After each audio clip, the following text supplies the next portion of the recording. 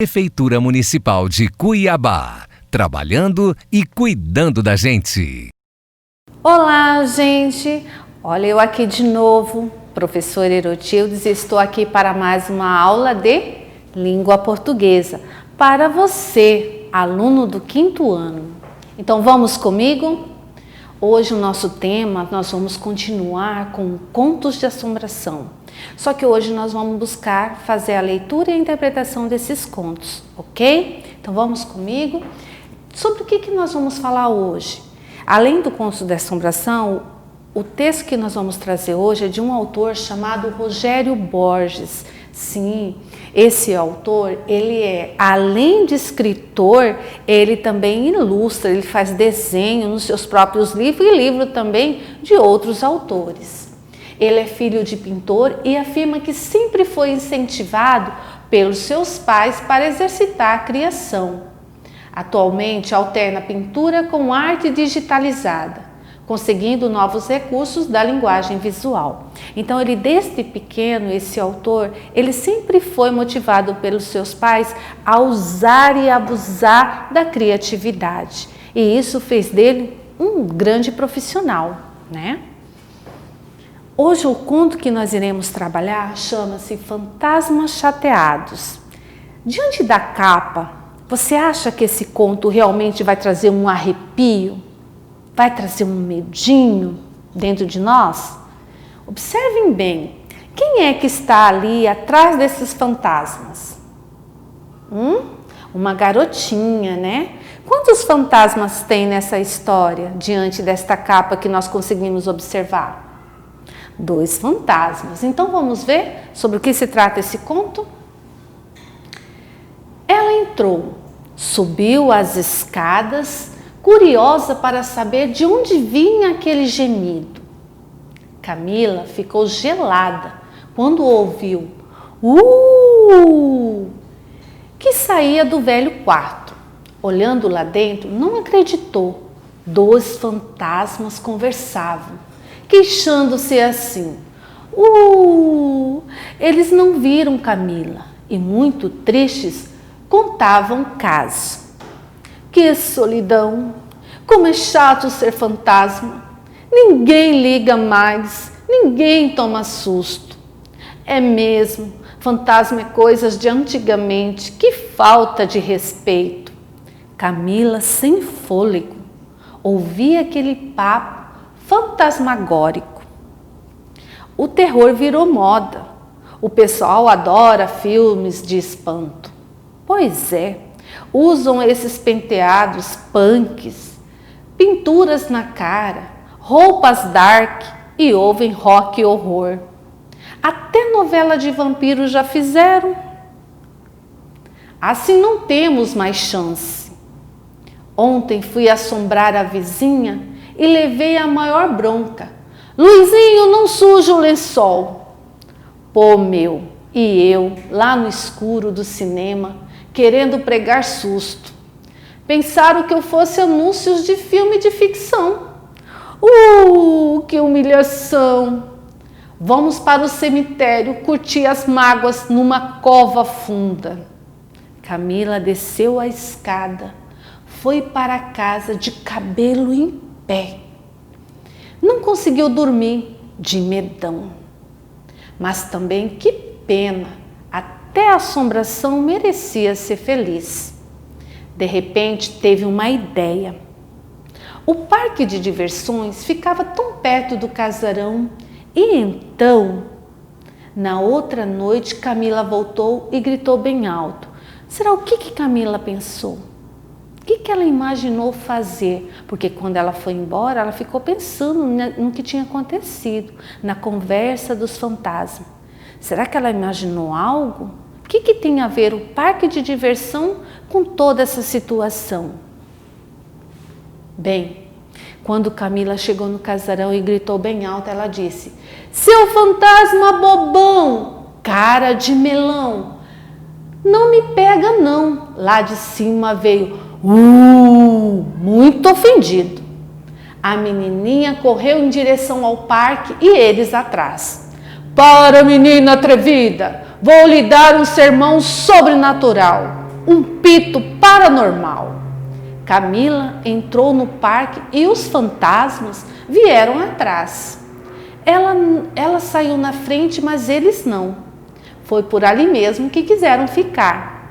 A menina havia levado seus amigos solitários para a casa do terror do parquinho, num lugar cheio de pessoas que se divertiam com sustos.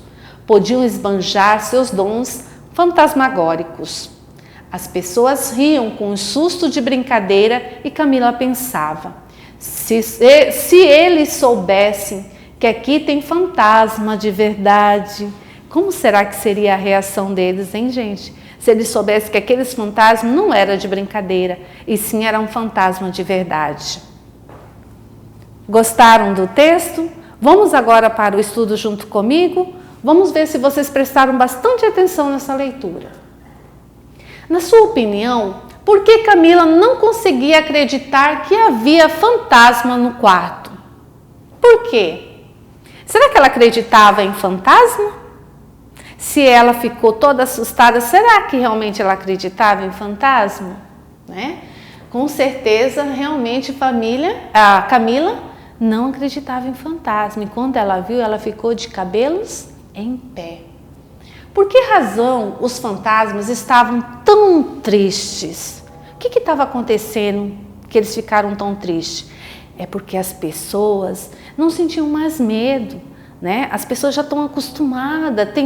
Hoje tem um número grande de pessoas que gostam de assistir filme de terror, né? Usar essas pinturas. É um estilo, né? De gostar de usar camiseta com caveira, né? Então, assim, muita coisa desse medo foi se perdendo. E aí os fantasmas ficaram muito tristes com isso. Para eles, o que indicava que as pessoas já não tinham mais medo de fantasma? O que acontecia? Né? Era diante de tudo isso que eu acabei de falar. Como as pessoas agora gostam de filme de terror, agora não, já gostavam antes, mas hoje a gente tem uma quantidade maior de pessoas que gostam, né? Então isso deixou os fantasmas muito entristecidos, porque eles já não conseguem causar tanto pavor como causavam antes.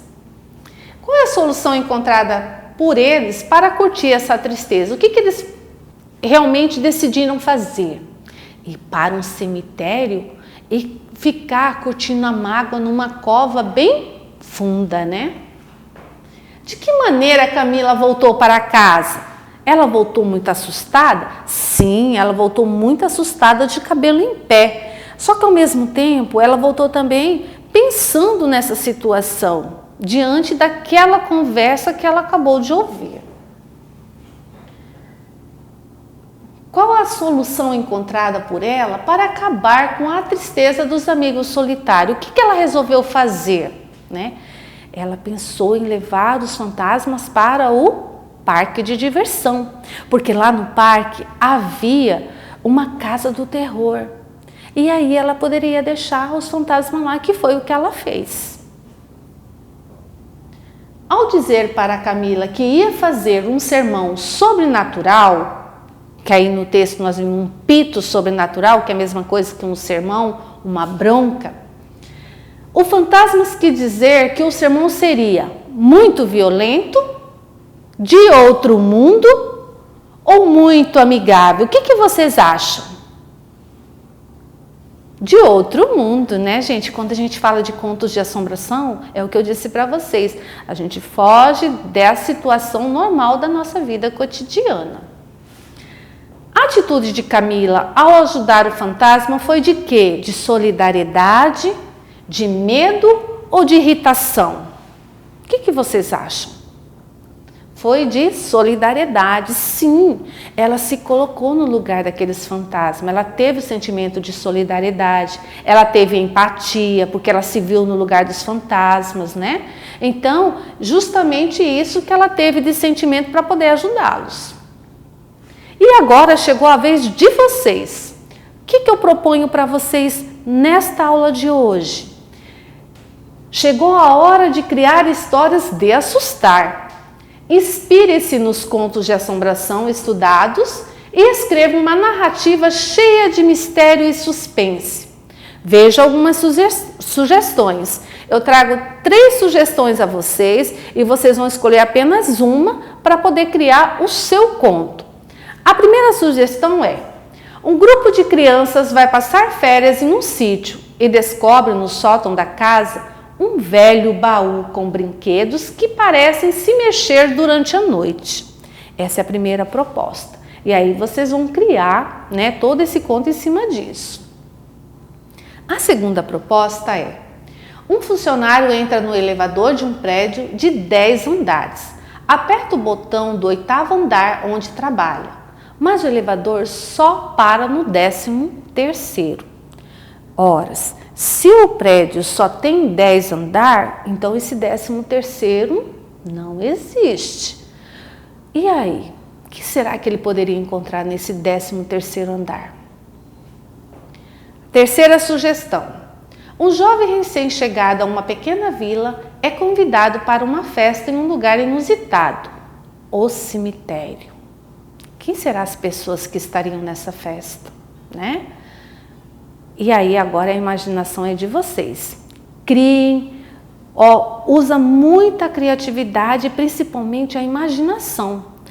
Lembra dos contos que você já ouviu de assombração de outras pessoas ou dos livros que você já leu e abuse nesse conto que você vai escrever. Agora você é o autor desse conto, beleza? Bom trabalho a vocês e se cuide, gente. Fique em casa, lave sempre as suas mãos, tá? E aí você cuidando de você, você cuida de mim e junto nós cuidamos um do outro, beleza? Tchau, até a próxima aula. Prefeitura Municipal de Cuiabá, trabalhando e cuidando da gente.